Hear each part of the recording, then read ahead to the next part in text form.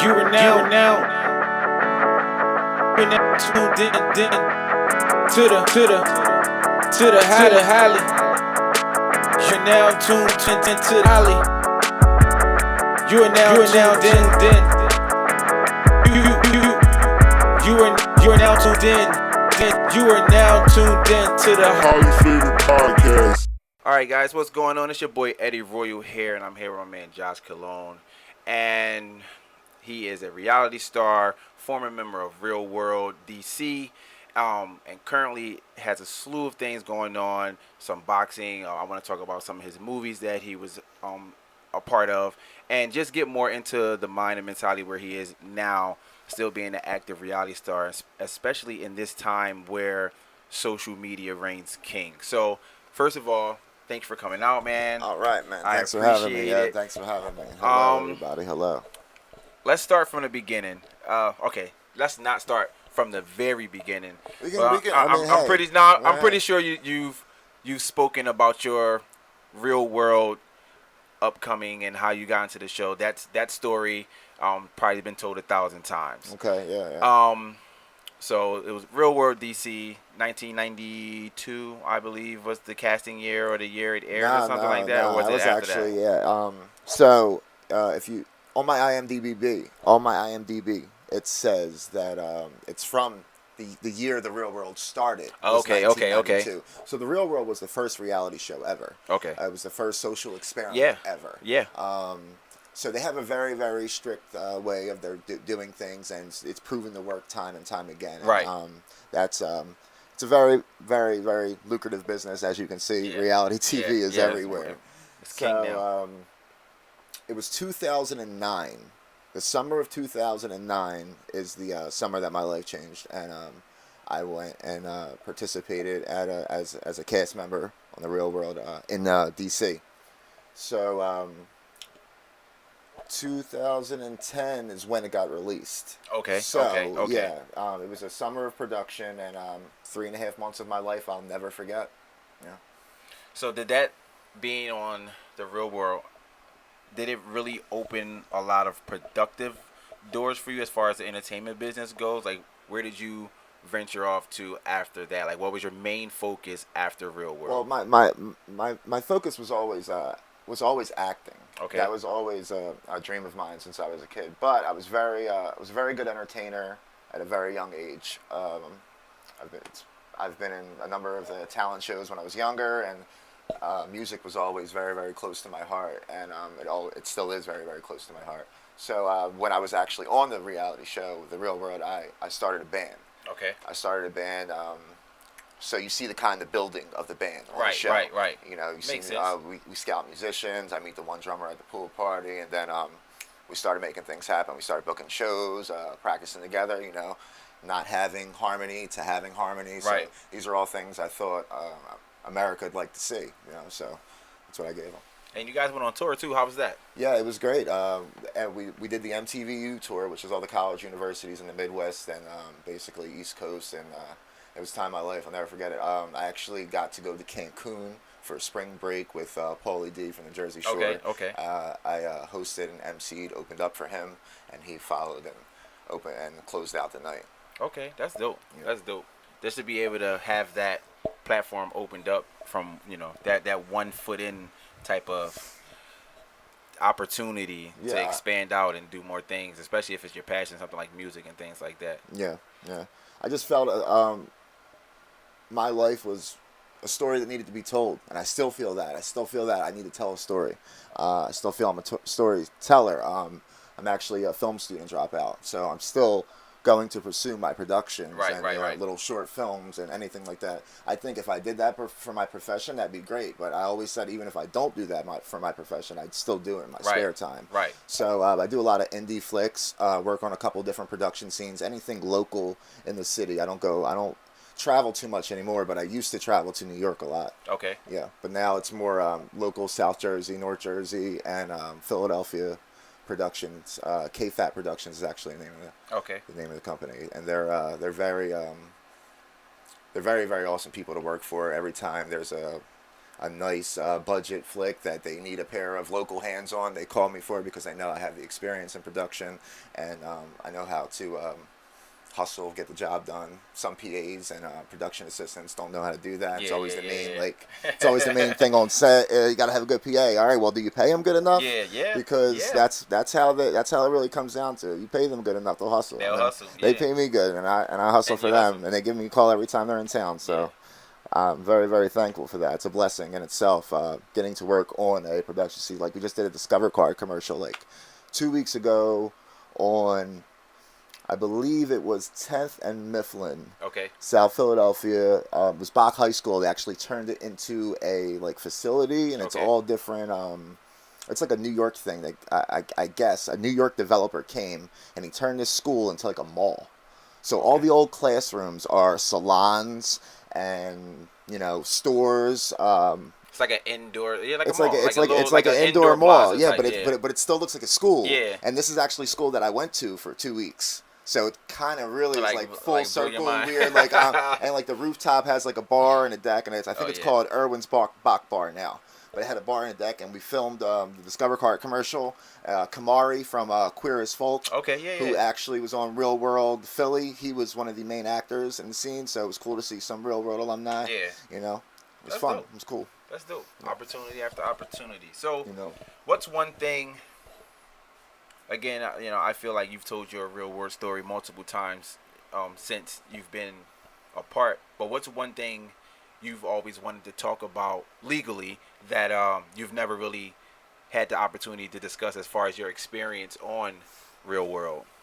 Oh man, it's just like I don't know. You might have to rephrase that. Let me understand it a little more. So, people normally always ask the normal questions like, "Oh, how'd you like your castmates?" and "How'd you like DC? Was it, have you been to DC before going there?" And blah blah blah. All of those type of questions. But I want to know more about like the actual relationships, both like behind the scenes and off camera, and I want to know about those relationships you built with maybe like the directors or the producers and things like that afterwards, like the things that really make that experience stick more for you personally versus just I was on TV during that series or during that at that time.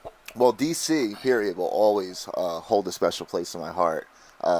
They showed me a lot of love, and I felt like I was a temporary resident, but I wanted to be permanent at the time. I always loved DC. They showed me a lot of love. It was I one thing about me that nobody else really had, and I guess you can tell I'm from Philly by what I did. I had my own cast. Yeah. Like I had my family, my mother, my brother. They came up and saw me. My girlfriend at the time, she came up and saw me. So I always had people coming to like see me. My best friend Tony Luke III, God rest his soul. He just died about 2 years ago, and he came up and saw me. So that right there holds a special place in my heart because that froze a point in time with me and him, and I always said it'd be really cool just to be able to show my kids or my grandkids like that's what I did at 23. Like that's what was going on at the time. You know what I mean? And that holds a special place in my heart because he came up to experience that with me. He was like my bodyguard. You know what I mean? And I didn't need it because it was the birth of social media. I don't think anybody understands this. We were swarmed by paparazzi.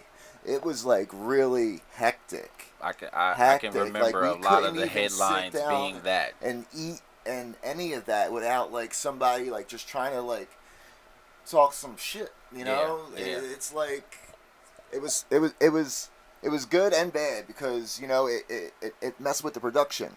You know what I mean? And we tried every which way to not make it do that. Eventually, we just had to like embrace it. Like these people are going to do their thing. This is freedom of speech. Like you know what I mean? This is DC, one of the most heavily populated press towns in America.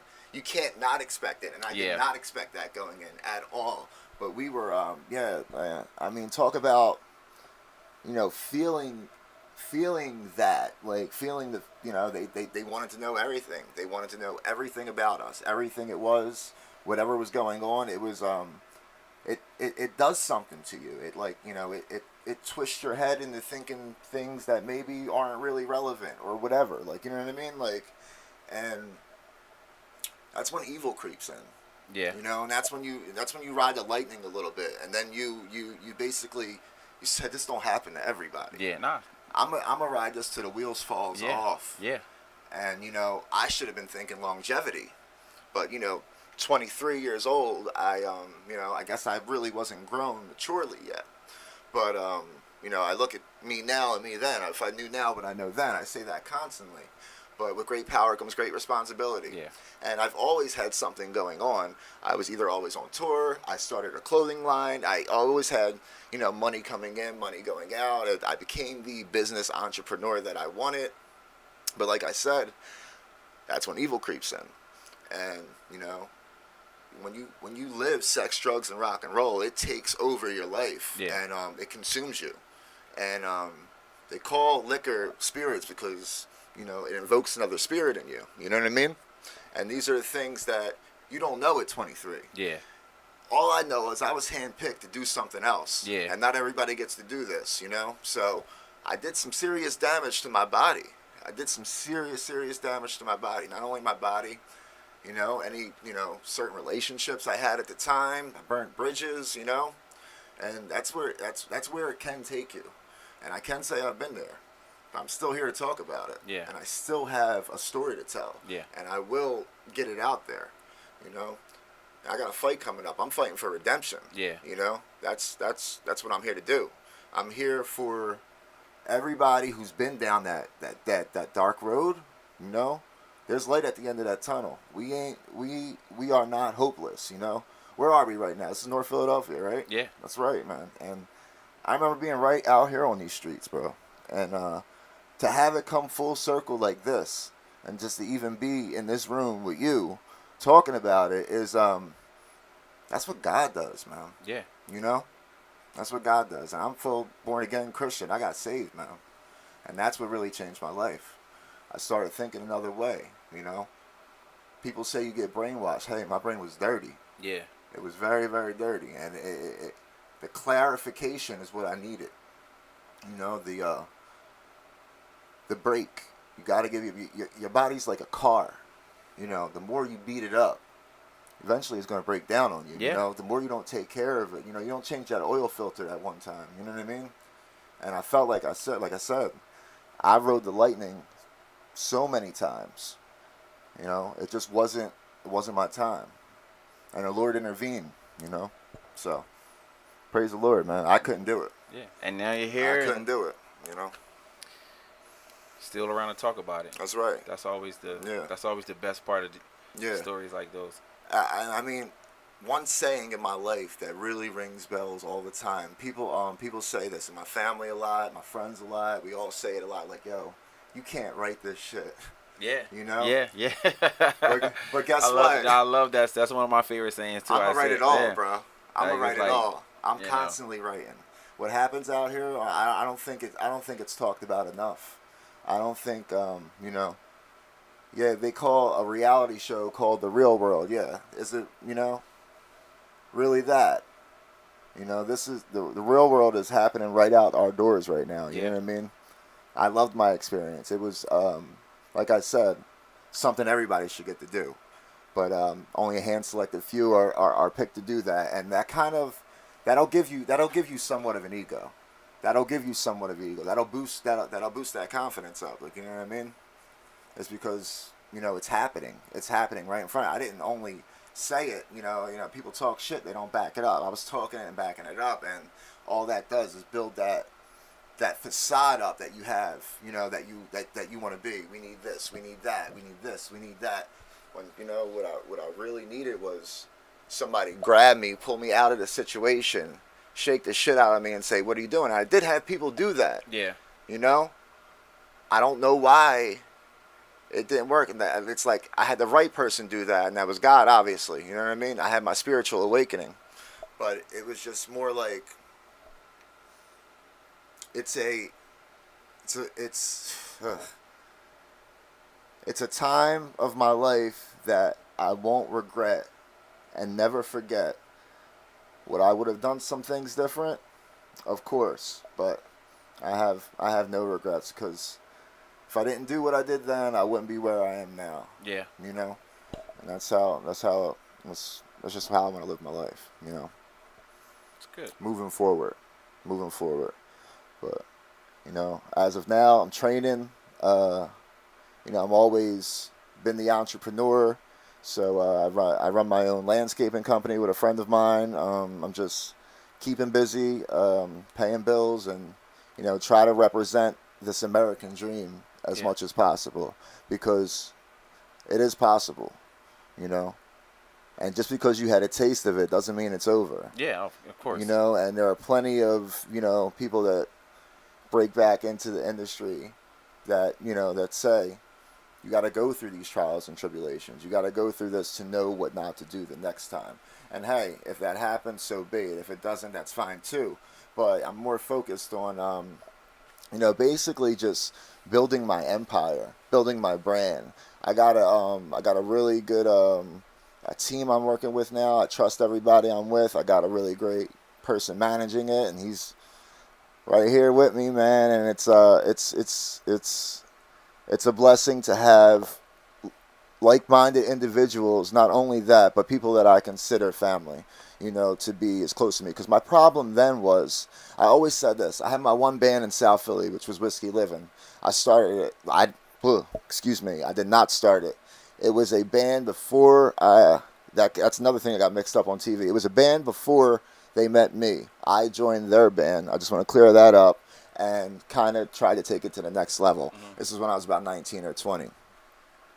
What I'm getting at with that is just they were my boys. They were people I hung out with. They were people who went on double dates with me and my girlfriend. They were people that lived around the corner from me. You know what I mean? When I moved to D.C., I met these great musicians. They were there for the money. Yeah, yeah. And money is the root of all evil. Yeah. Money is the root of all evil. And, we all were flying pretty high on that ego juice, because we're all, we're getting this exposure. We're getting this main exposure, this MTV exposure. Nobody gets this. You can't pay for this type of publicity or promotion or exposure. You can't pay for it. You can't. So to have, even a little bit to do with what was going on with that was a big deal. Contracts get involved. Percentages come into play. Who's writing the lyrics? Who's writing the music? It's, and what I should have did and we didn't do is sign with a record label. The reason we didn't sign with a record label is because we didn't need to sign with a record label. Yeah. Our shit was selling already. It was selling already. You know what I mean? Like, we were like, why are we going to pay them a tax to pay us to record our next album? We had a studio, we had a vehicle, we had a trailer with our equipment, and we went and played shows and made this cash money. Like, you know what I mean? Like, we didn't need it. We were an MTV band. Yeah. So we really didn't need to sign with a record label. But what that would have done was put the egos to the side. Everybody's percentages would have got distributed in a check. Yeah. And you would have been having to deal with the CEO of the company instead of coming to the one who started it, the face of the company, and saying, "Oh, why do you get more than me?" Well, if I wasn't here, none of this would be happening. Yeah. I hate to break it to you like that, but that's what it was. The reality of it is sometimes that's like that. What it was. My face sells this. Yeah. You know, I hate to say it, but you're making $20 a show before this. Yeah. I'm paying you, close to $500 a show, and you still want more. Yeah. That's what happens though. Like you said, that money comes in. That's where the greed comes in. That's where it comes in. You know what I mean? And like I said, they were my friends. They were good acquaintances, but I'd like to be more in touch with them, but I'm not. Yeah. They weren't my they weren't my boys. I became really good friends, really really close friends with my drummer Will. But some of them had some animosity against me. So I don't. It's like, I bring you along for this ride. Can we just have fun with this? Yeah. I forgot that music is a business. It's like it's always been in my heart. I always wanted to do it. Like, I always loved performing. I always loved writing songs. To this day, I can't explain what the sound of an electric guitar or a bass does to me. Yeah. Because I just light up. I'm sure a lot of people can relate. It's just, it's universal. It's universal. And that's why I had to. But, my experience with the industry wasn't that great. Yeah. You know what I mean? It was great, money-wise, this, that, and third. But like I said, I've never saw more evil and greed in my life. Yeah. A lot of people do. I do hear that from music, that a lot of the the groups is one of the hardest things to Yeah, do and keep everybody for the says long there's term. no way keep the band together. Yeah. There's no way. They always And, is one of the hardest things to do. Just Yeah. like you said, egos, money, somebody, I wrote this song, I should get a bigger cut, and or just not understanding that the lyrics in itself. I mean, not the lyrics, understanding like how the music industry is actually broken down. You feel like, okay, who gets X amount of performance royalties, and who gets that, and who gets this, and distribution, all this comes into play. production credits and all that stuff. Yeah. When it's just you guys splitting up cash, the pot it seems so easy, and then like you said, somebody wants more money, and it's like. I don't see, what really makes me mad, because we were in this for the music. Yeah. We were in it for the music. Yeah. Obviously, they saw the paycheck. They saw the payday. This is a kid coming with MTV on his back. Yeah. So why not take this shot? You Yeah. know, kind of, that's, I couldn't feel like I could trust that fully. Yeah. You know what I mean? Because I was just I was an attraction to them. Like, you know what I mean? So it just made me feel some type of way. Yeah, it's like a marketing tool. It's just like now with social media, it's you like try to find like whoever got the most likes or whatever. I mean, that's what it's all about. I mean, I get it, because it's exposure and stuff like that. And I'm very happy, but like I said, back to the music. We were in it for the music. Right. All that happened. All that commotion happened. And we had a new album ready to come out. And it just never happened. Never happened. And I felt better about these songs than I felt about the songs that we previously recorded on our previous EP. Man, these were flowing, they were good, everything was hitting. And as we're ready to drop it, everybody wants to get paid. Yeah. Before it drops. And, like I said, it brings out the worst in people.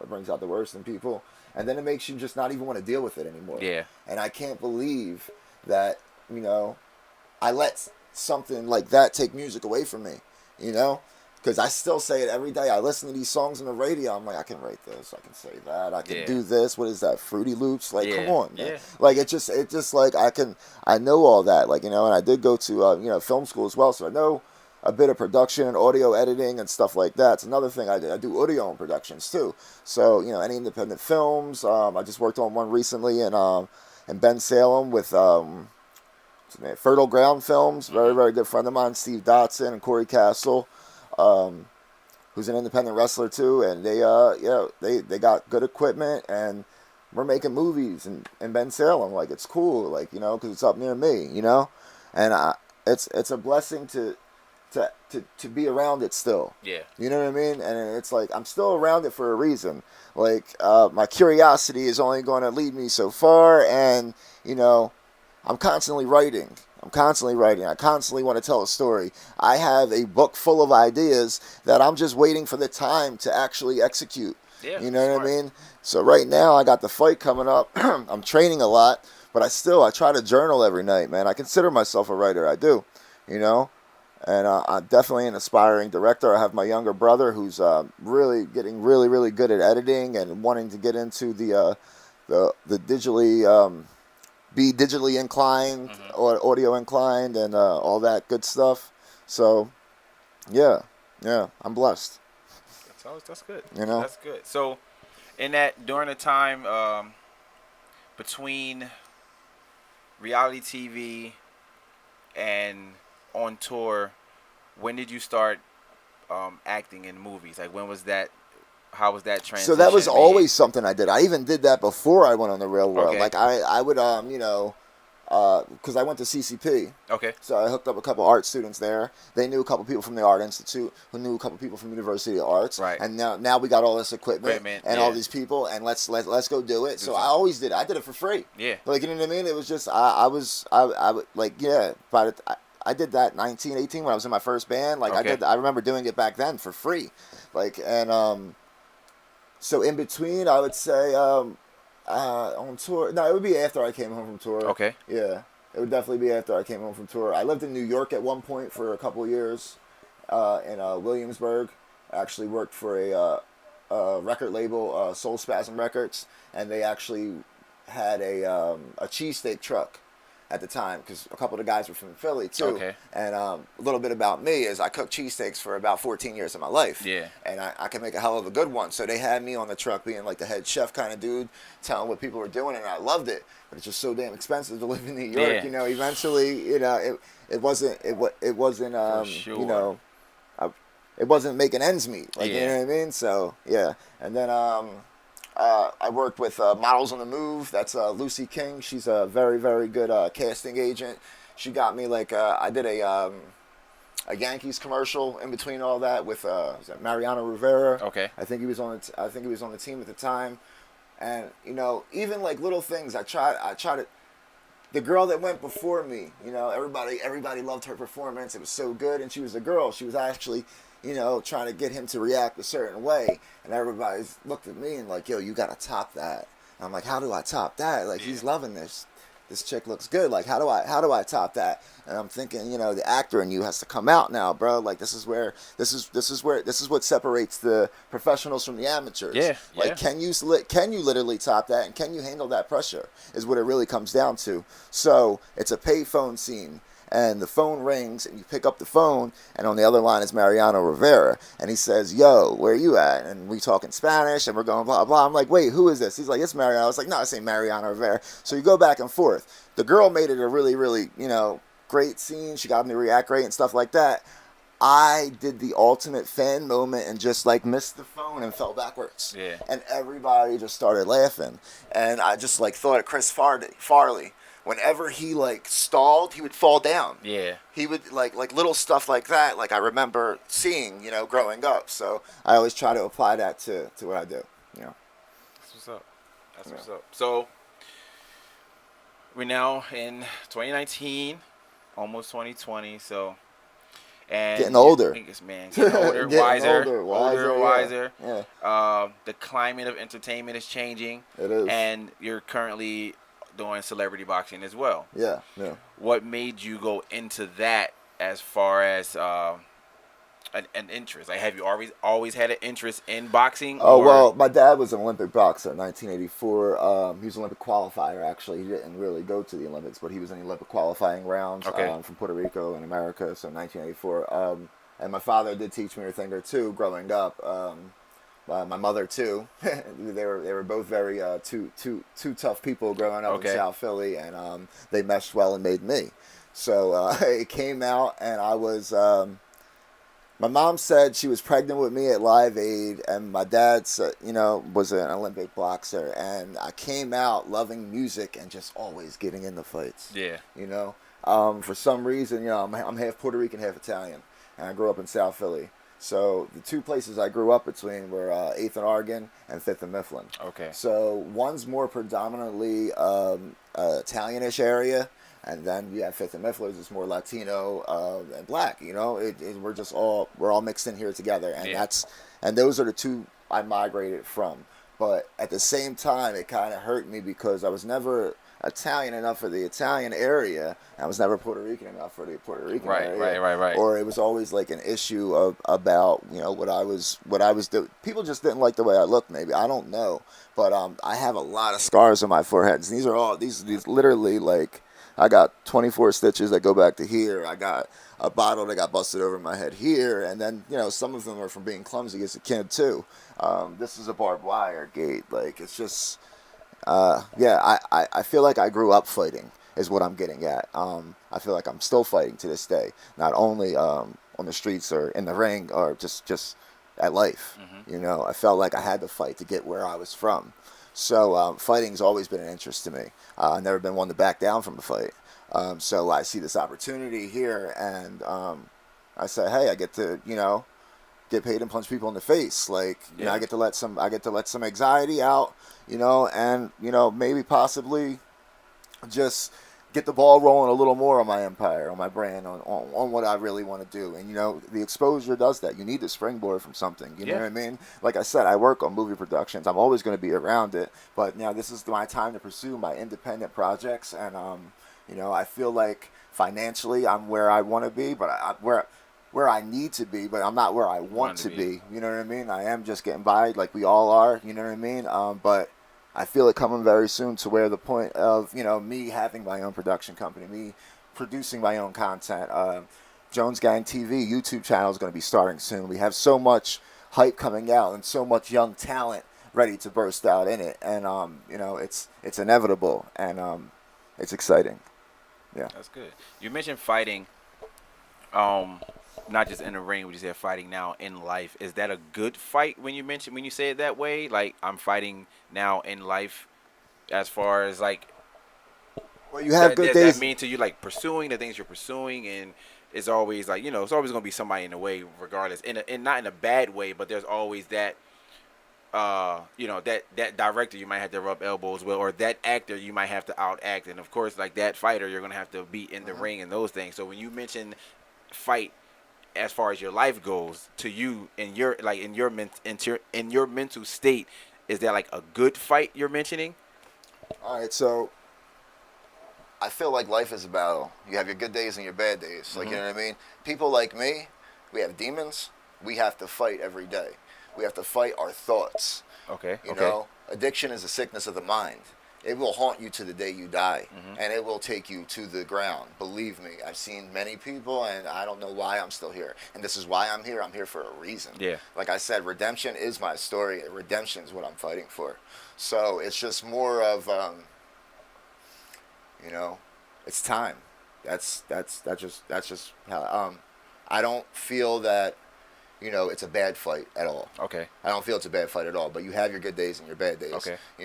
I feel I'm past the point where anything actually, really sticks with me or bothers me enough to the point where I would, do something stupid in many ways. Like, I used to be really, really off the wall. I mean, my boy Angelo knew me for 12 years. I don't know if he told you, but, he could tell you some stories. Like, the person I am now and the person I am then, they're just two different things. I was very, very pompous. I didn't know it at one point. It's not until you see yourself on TV, you're like, damn. Yeah. You get to look at yourself from the outside in, man. Like, you know what I mean? Like, and, as far as like reality TV goes, it's edited like a movie. Yeah, I was about to say, how much of that do you think was the editing that made you really like?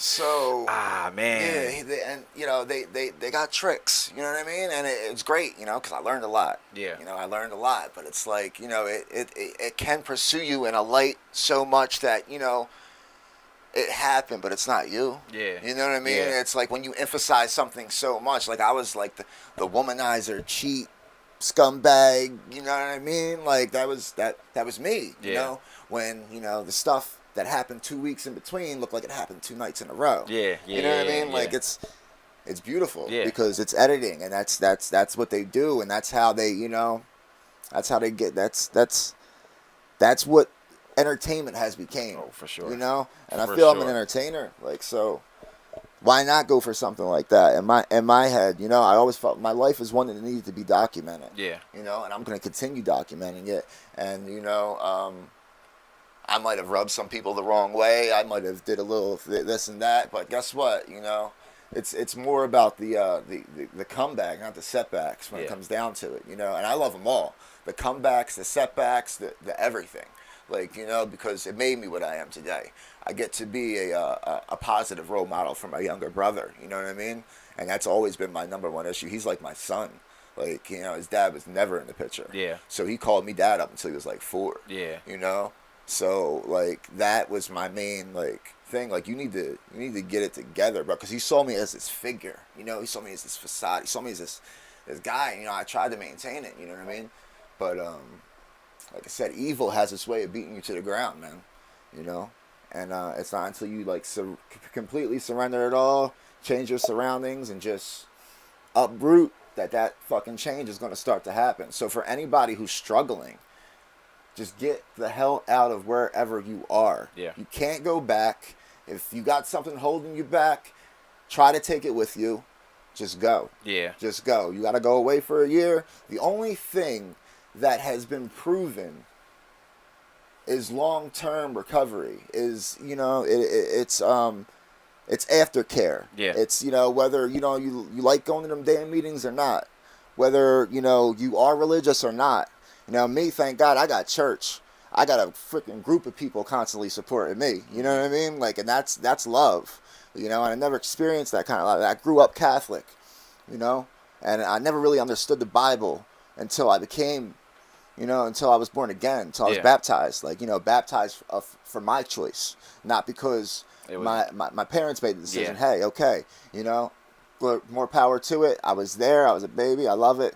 I don't hold nobody against anything. Everybody's religion and their beliefs, that's their thing. If you can find something more, I support that. You know what I mean? And I feel like we have too many things that divide us today. You know, we have Christians that put Christians in a certain realm, and then you got, you know, this blue lives matter, this black lives matter. Just it's not. We're not meant to be divided. Like, you know, one of our great presidents said that, right? Like Abe Lincoln, a house divided will not stand. Yeah. It will not stand, man. And we're all human. We're all human. We're all part of this thing called life. All God's children. There's no reason for all this hate, you know. We need more love in the world. We need more love. We need more people willing to love the people that people forgot about, you know, because they need love too. Obviously, you know, there are things that bring you to your knees. There are things that can really rattle your cages, you know, and show you the demons and the devil in person. Dude, I've been there and back. But there is hope. I'm a living testament. There is hope. I was real close to I was basically homeless at one point. Like, you go from limousines to fucking sleeping on somebody's couch. Yeah. Like, you know what I mean? Like, you know, if that don't fucking humble you, I don't know what's going on. You know what I mean? And like I said, I needed that ego check. Because the devil, he played games with me. He played games with me. He knew me. He knew me. You know? He knew I liked that fire. You know? He knew I didn't mind being burnt. Yeah. You know what I mean? I got the scars to prove it. I like this interview. Still, it's very open. Yeah, man. Which is not like can't say that for a lot of people. So, fight coming up. Let's get into that. September 28th, Showboat. I'm gonna put him on the canvas. Simple as that. So man. you out in AC. Who's your opponent? So Antoine Dotson was my opponent. And I don't know what happened. He backed out. He got scared. Whatever it was, but you know, I know my opponent is definitely going to be like a boxer or somebody in the ranks. So you know what I mean. I'm ready. I've been training. I'm ready for whoever, man. I like they say. This is the only thing standing in the way of the middleweight championship for me. This is my fourth fight with celebrity boxing. Okay. This would be my fourth win. There, you're qualified for a title shot. Okay. So, you know, this qualifies me for the middleweight championship.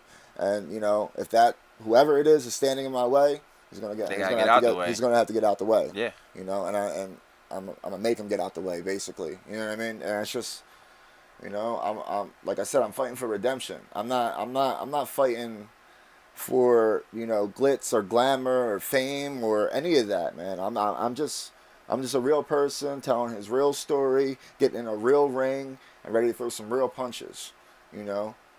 Maybe get hit with some real punches, you know. It makes you feel alive. Yeah. You got to keep your heart rate up. You got to keep that intensity. You got to keep that excitement going in your life. Once that spark dies, you lose everything. You know, whether it be a spark in relationships, a spark in your mind, or a spark in your heart, or a spark in your soul. Like, don't let that die out. Don't let that die out, because that's all we got. That's all we got. I like it. So, if you had the opportunity to do Real World again, same cast, in today's time, same type of setting, not like a reunion, like how you do the reunion, y'all sit down and talk about it. I mean, like, we're gonna put you guys in the same house for 3 to 4 months. We're gonna film it, and we're just gonna do it all over again. How much better of a reality star do you think you would be today versus back then? I mean, like I said, it's my first. One thing that everybody else did that I didn't do before they went on the Real World is they watched every season of the Real World. I just knew that it was a show, and you went on it, and possibly started some shit. Yeah. You get to have sex with a lot of girls, like that. That's what I saw it Right, as. right. But I didn't really see it as that docudrama that they turned it into. Like you know Okay. what I mean? Like so, seeing all that kind of all right, I guess that's what it is. Like, you know what I mean? I'm sorry. Reiterate what was I getting at? How would you think you would be Okay. as a reality star now if that So, same yeah. exact cast was put together today? If I knew that, like, question one, would I do it? Yeah. I'm on the fence. Yeah. But that money's right. You damn right, I'll do it. Like, you know what I mean? Right. Like, I'm on the fence. Same cast, everything. Yeah, I'm on the fence. Right. But I will do it for the money if it Yeah. came down to it. You know Yeah. what I mean? And like I said, I do it for the experience. I'm all about the experience. I got into this for experiences, Right. man. Life is experiences. I'm just trying to have the best ones I can. I've had my bad ones. Right. I'm trying to have my best ones. You know what I mean? I've had some great ones too. So All right. I think, I think it'd be. I think it'd be very interesting if they decided to do that again. Or I think it would be dope. I think anything. I think some things I do see, need a like, I don't even relaunch pay to see it. attention to much of the MTV shows anymore, but, like, I always have a special place for MTV in my heart, Yeah. just growing up with Yeah, MTV yeah. and the birth of music video, television. I can actually say I was on MTV. Yeah. Like, I was on MTV. Like, Right, that was, right. like, that was a bigger deal to me than That's it being back when MTV was than it being the actually Real good, World. though. Like, Yeah. MTV, now today, I don't even know what comes on MTV today. Yeah, I have yeah. no idea. Like, Yeah. no clue. I don't know if last time I checked, they weren't even playing music videos anymore, so I was confused. Exactly. There's no music. Like, I was There's like, no music no more, I'm man. so confused. I was a VH1 fan Like, too, man. I used to I be- heard Nick yeah. Cannon owns VH1. I used to be and mad. everything's went to hell. Yeah. I used to be mad that, like, and like TRL because they cut the videos short, Yeah. but now I'm Oh, I'm like, so pissed. where are the videos? Like Yeah, now I'm it's just like missing there's the no videos videos. at all. Yeah, First we I gotta start go to cutting them. YouTube, so I gotta look for it. Like I don't Yeah. tell me what the good videos are, See, YouTube's and where then it's let at, me go to YouTube. I want to watch it again, but like there's no more presentation of that, in my opinion. Like I don't even know where to go for music videos on TV Yeah, anymore. nah, YouTube's where it's at for that, man. Yeah, You ain't so- getting it nowhere else. It's like You ain't getting it you nowhere know, else unless you got an it's on-demand crazy. option or some Yeah, shit. it's crazy. So that's like the golden era of MTV. Yeah, so like, that was more of a bigger deal than me than actually being on the Real World. I was on MTV. Yeah, like, the you know what I mean? platform. Like, cause like there's even that Kanye song, Good Life song. Yeah. I'ma be on MTV, Yeah. mama. Yeah. I'ma put shit down. Yeah. I got to say that to my mom. Yeah. And that's, just the fact that I got to do that. Yeah. And made her proud for that 1 second. That's like, a good moment. A good moment in time. You did all right. You know what I mean? Shout out to Mom Dukes. I wouldn't be here. I wouldn't be here. She was my solid rock, man. I put that woman through hell, And that's love. There's no love like a mother's love. Nah, none. There's at no all. love Zero. like a mother's love, man. I even, I've had problems with the law. You know what I mean? I've had people go to bat. My mom, insane.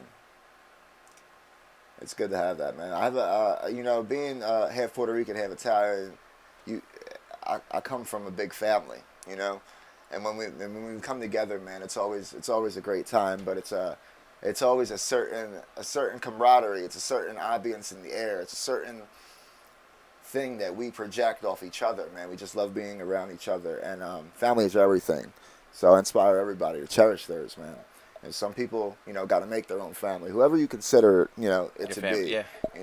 Me, I'm Puerto Rican Italian, so it's my intermediate family. It's my close family. It's my uncles, my cousins. It's my family. It's my mom. It's my dad, and they're all along for this new ride with me, being just a new vessel, just a new creation. Just even they're surprised in the things that are happening and stuff like that, and I'm happy to see them excited again. And I'm just I'm trying to be my best me. Yeah. That's it, man. I'm just trying to live my best life.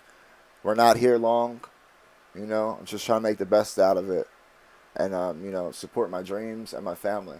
That's it.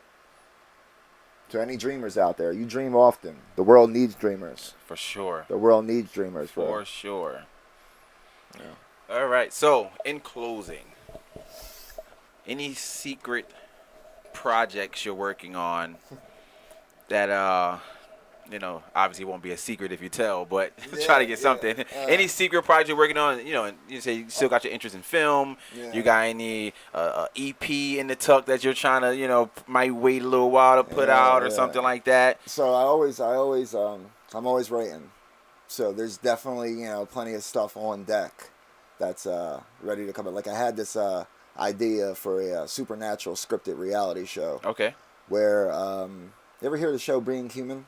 Yes. Okay, so it's like a wolf, a vampire, and Yeah. a ghost lives in one house, right? Yeah. So I wanted to apply the reality show aspect to that and make it like a scientific social experiment. Okay. And have like a Dr. Frankenfooter person like controlling it all, like, you know what I mean? Yeah. And things like that, cost money. Yeah.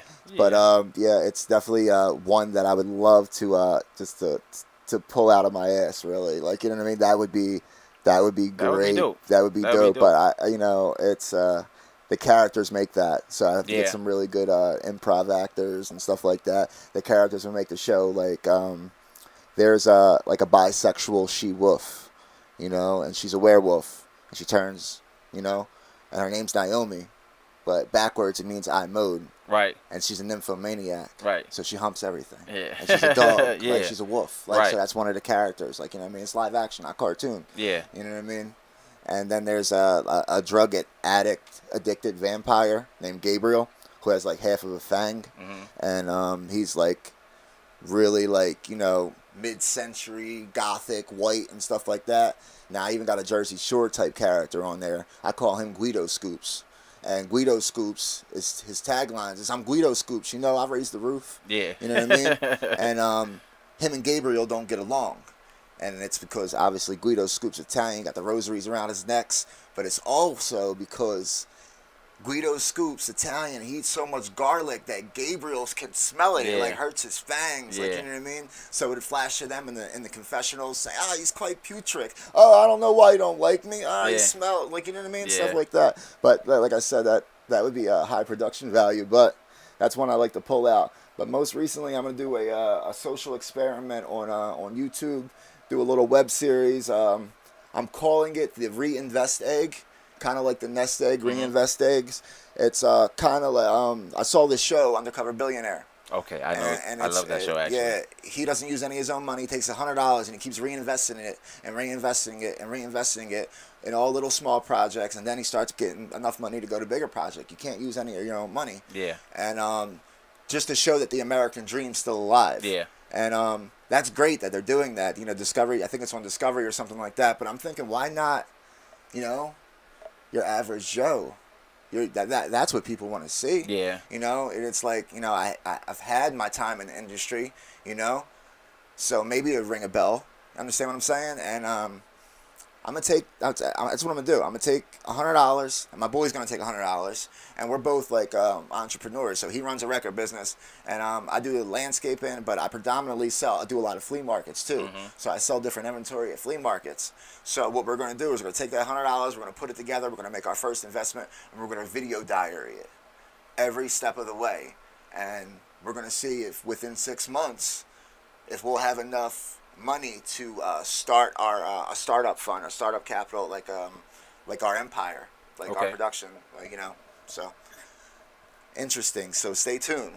I sure will. It's definitely going to be fun, and it's going to be one of the shows that we're going to be featuring on Jones Gang TV, and it's going to be a good time. It's going to be a good time. Very funny. I'm trying to do a little bit of comedic exposure with that too. So look for the one-liners and stuff like that, and it'll be a good time. Here for it, man. I'll definitely keep my eyes open for all of that. See, I don't even know if I'm going to go with that name. I see, like, if it does it, like, we're all going to laugh about it. It's like, yo, you remember you were going to call it that? that works. That's good. I love it. That's what's up. I mean? And I'll pull something in the archive. That's down. We got that in the archive. I could drop, exactly. Yeah, I could drop the clip later. We can go back to that now. Drop the clip and tag him on Instagram like, yo, he lied, yo. Yeah. So, like I said, September 28th, if you want to come out and see a good show, come on down. It's going to be a good time. Ladies and gentlemen, boys and girls, it's going to be for all ages. Showboat's not a casino no more. So, I think this could be somewhat of a family event, but don't quote me on that, all right? But it's going to be a good time. We got Lenny the Nails Dykstra. We got the freaking angry little bagel guy who's a little bit of a jerk off, so, you know, it might be fun to see him get his ass kicked. But honestly, if I see him kick fucking the other dude's ass, that'd be pretty funny too. You know, his teeth might come out again. Isn't that happen or something like that? But, yeah, there's a lot of other good fighters. I got Nick Fresh 215, one of my boys from Philly. He was on MTV Catfish. He's fighting that night. Very good wardrobe stylist named Dashar. I got MBK Vision, Loso, Morales, Hazel, all the Latino fighters. I want to shout it out, man. Yeah, yo soy de Boricua. Yeah. So just want you guys to know that it's gonna be a good, fun night. Some entertainment. That's what we're there to do. We're there to entertain. And yes, Mr. Entertainment will be with me in the building. So you got Mr. Entertainment, you got Mr. Main Event, you know? So you get 2 for 1. And on top of that, you get to see the little angry guys fight. Like it's like, you know, it's like you don't, it's like, bring me my midgets. So, if you want to come, have a good time, come out to the Showboat September 28th. Tickets are available at webtickets.net. Like I said, I'm the man who makes you want to leave your wife not at home. I make you want to not leave your daughter alone. Ladies and gentlemen, Mr. Josh Jones Cologne. I don't know, I might have to cut that out because I'm engaged. I'm sorry. No, I'm playing. I am. No, baby, I'm sorry. But listen. Come out September 28th because it's going to be nothing but entertainment. And, you know, I can't wait to just put somebody on the canvas. You know, shout out to Team Roche, MBK Vision. Like I said, thanks for everything. We will be in the Puerto Rican Parade in Newark on Sunday. So if anybody's in the Newark, Trenton, North Jersey area, we will be at the Puerto Rican Day Parade. Yes, how can we forget the man himself? This is all possible. Damon Feldman, thank you very much for everything, sir. We promised to give you a fun, entertaining night, and you know what you got when you signed the Jones Gang. You get hours of endless entertainment. That's what you get. You know, shout out to the BTB Nation. Shout out to anybody who supports me, my supporters. I don't call you fans. I call you supporters, man. If you want to shout it out, say hi to me on the street, do what you got to do. Hey, I'm really nice guy, so say what's up, man. Like, you know, if anybody's feeling, you know, any other type of animosity, you could see me on some other tip too. But I'm just being my best me. Like, if you got a problem with that, then you come see me. We can handle it, all right? All right. Thanks a lot, Josh. Thanks for having me, bro. Anytime. Yeah, man. All right, man. This your boy Eddie Royal. My man Josh Cologne. I'm going to let him go and get his little jog in. He probably got to run or something. He got some things to do. He got a fight coming up, so I don't want to take him away from his raw eggs and 10-mile jogs. I'm out of here, man. I'm almost there.